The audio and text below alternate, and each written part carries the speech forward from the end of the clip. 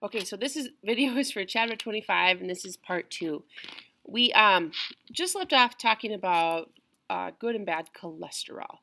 Next, we're going to talk about what happens when you're eating during a meal process. What's that called?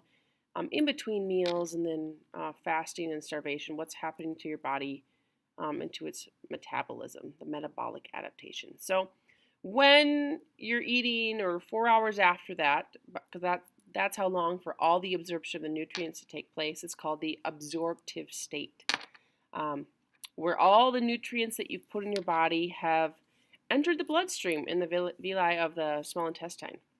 So glucose is readily available in the blood. It can be accessed quickly.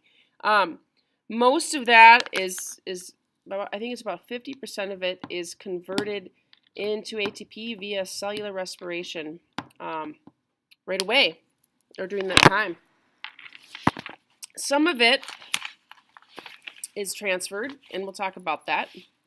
And then after that, in between meals or when you're sleeping, it's called the post-absorptive state. You're not putting food in your body, all of it's been absorbed, but your body still requires glucose to live. So you need to get your glucose in other ways, since insulin isn't readily available.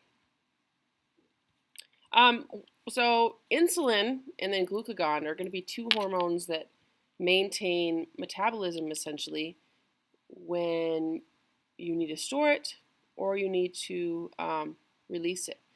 Insulin stores glucose, so it's going to take it from the blood and store it. And then glucagon releases it. So why do we need to maintain a steady blood glucose levels at all time? The nervous system always needs it. And then red blood cells also need it. They actually don't have mitochondria, so they cannot produce energy themselves, or a lot of it, so they need to readily produce it via glycolysis. So right after a meal, glucose, amino acids, lipids enter the blood. Most of it's oxidized, like I said, into ATP. Any excess, though, you store it in your hepatocytes, which are in your liver. And that's via the result of, or the influence of insulin. And then you also store some in your skeletal muscle cells. Some of that glucose is stored in your adipocytes, which are your fat cells, as well. The opposite of that is, we know that insulin does that. Insulin promotes that. This is just showing what happens during that absorptive state. You oxidize most of the glucose to produce a lot of ATP. Some of it is stored in the liver, some is stored in the muscles, and some is stored and converted into triglycerides, so stored in your fat. So you can imagine if you eat too much, so therefore you have too much glucose and your body's already used what it needs to use, it can only store a certain amount in the liver, it can only store a certain amount in the muscles, and if you've done all that, it is going to put extra glucose in your fat. And your adipocytes have a almost endless supply, pretty much endless supply of storage space. That's why you gain fat when you eat too much. Your body just keeps storing it there. And this is just a closer look at that same image. Post-absorptive state, so when you're not actively eating, or it's after 4 hours after you had your last meal, you still need to maintain those glucose levels. Insulin is not the hormone that's in charge now, it's glucagon. Glucagon is going to influence the liver to undergo releasing the glucose. Lipolysis is the breakup of fat. Gluconeogenesis, you can use lactic acid or amino acids to produce glucose. The actual breakdown of glycogen happens as well. So essentially your body needs that glucose. It's going to get it from stored liver, stored muscles, And if that's all used up, it's going to go for the fat and break down proteins in your skeletal muscle as well. So it's also supported, so hormone causes that to happen, a glucagon, but it's all supported by the sympathetic nervous system, the release of norepinephrine and epinephrine in the adrenal medulla, which is on top of your kidneys. It's going to secrete, cause you to get more glucose in your body as well. And we also talk about the fight or flight response releases a crap load of glucose. This is the gist of that. Your heart rate goes up, requires more ATP. There we go. We also see something called ketone bodies that are released. Like your body pretty much goes at all costs to liberate glucose from whatever source is possible to get the glucose your body needs. Now you can imagine then, if you've ever fasted or not eaten for, let me see, just for many hours or a few days would be fasting. Starvation is, we're talking weeks or months without food. And your body can survive as long as it has water. It can survive for months without food. Of course, you're going to lose weight because your body doesn't have glucose from food coming in, so it's going to have to harvest it from fat, stored fat on muscle. And how long you can survive without food depends on how much fat storage you have, essentially. But you also build up a lot of ketone bodies in your blood, so because of starvation, and that's because your fatty acids are being broken down, and that releases what are called ketone bodies. So basal metabolic rate metabolism, BMR, is the abbreviation for that. That's just the overall rate at which your reactions use energy. And it's the baseline, the basal metabolic rate is quiet fasting conditions. So pretty much not doing anything. If you're just sit here like a blob, how many calories per day would you need to survive? And it's about, so your basal metabolic rate is around 1,200 to 1,800 calories a day.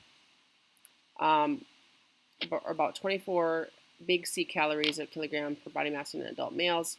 Females need less.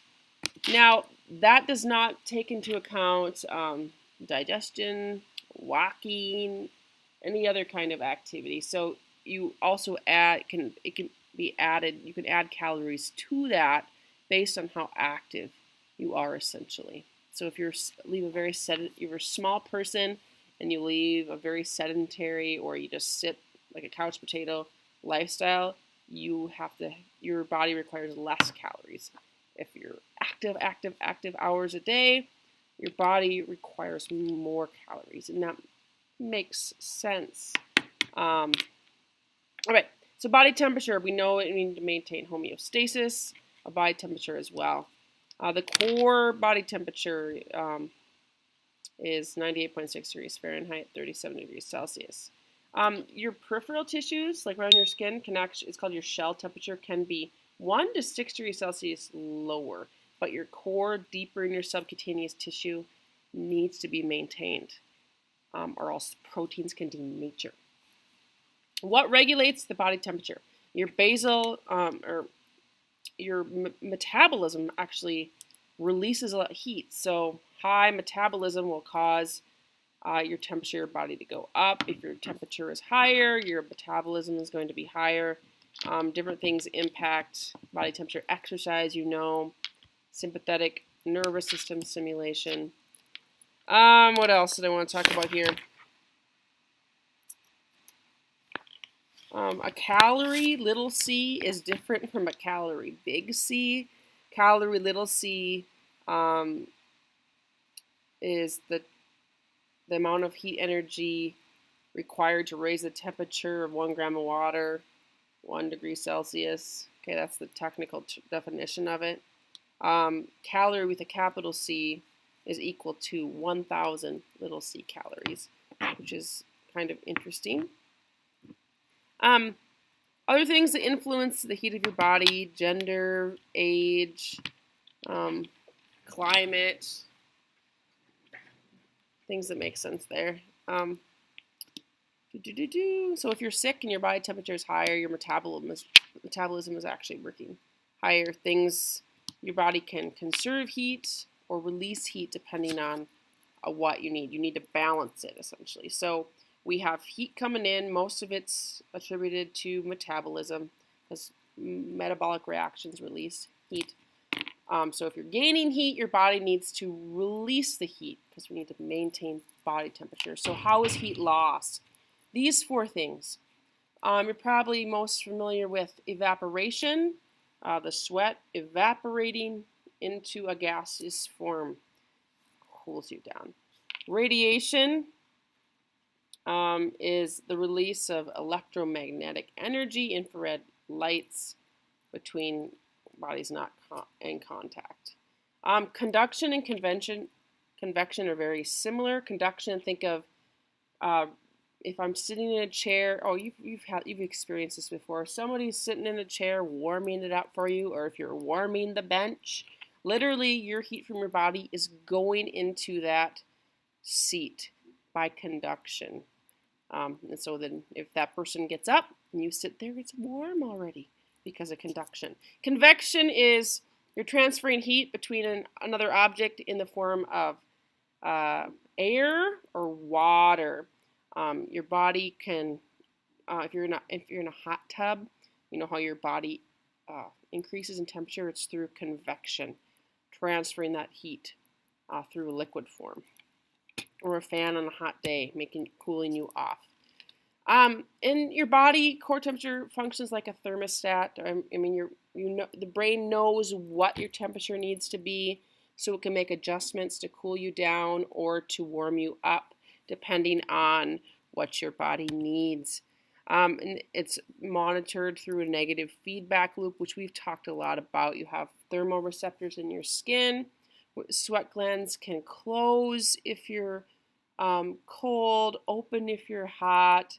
Muscles can cause your muscles to contract in your skin to warm you up. All of those things are very important to maintaining heat homeostasis in the body.